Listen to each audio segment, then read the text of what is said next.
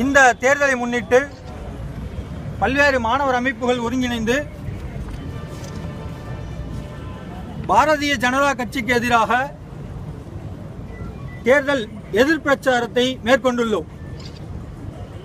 எங்களுடைய கோரிக்கைகளை ஏற்காத, தமிழ் சமூகத்தினுடைய கோரிக்கைகளுக்கு எதிராக செயல்படக்கூடிய, தொடர்ந்து தமிழர்களுக்கு எதிராகவும் சிறுபான்மையின மக்களுக்கு எதிராகவும் தங்களுடைய கருத்துக்களை பதிவு செய்து கொண்டிருக்கக்கூடிய பாரதிய ஜனதா மற்றும் அதனுடைய கூட்டணி கட்சிகளை எதிர்த்து நாங்கள் பிரச்சாரத்தை மேற்கொள்வதாக ஏற்கனவே அறிவித்திருந்தோம்.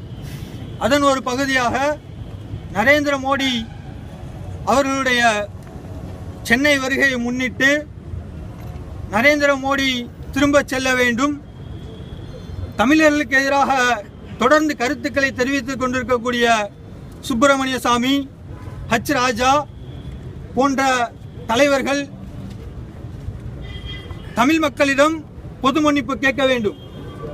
மேலும் பாரதிய ஜனதா கட்சியும் தன்னுடைய மதவாத தேர்தல் அறிக்கை குறித்தும்,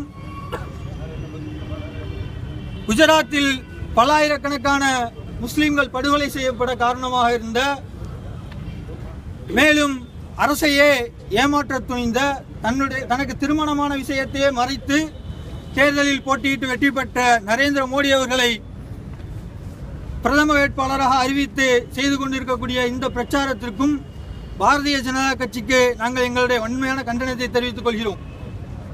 தேசிய கட்சிகள் தொடர்ந்து தமிழ் சமூகத்திற்கு ஏற்படுத்தி வரக்கூடிய பிரச்சனைகளையும் இழுக்குகளையும் நாங்கள் வன்மையாக கண்டிக்கிறோம். அதன் அடிப்படையில் இன்றைய மோடி அவர்களுடைய சென்னை வருகைக்கு எதிராக அனைத்து மாணவர் இயக்கங்களும் சேர்ந்து எங்களுடைய பிரச்சாரத்தை முன்னெடுத்துக் கொண்டிருக்கிறோம். என்னுடைய பெயர் Shahul Shaheed, campus front of India மாநில தலைவர்.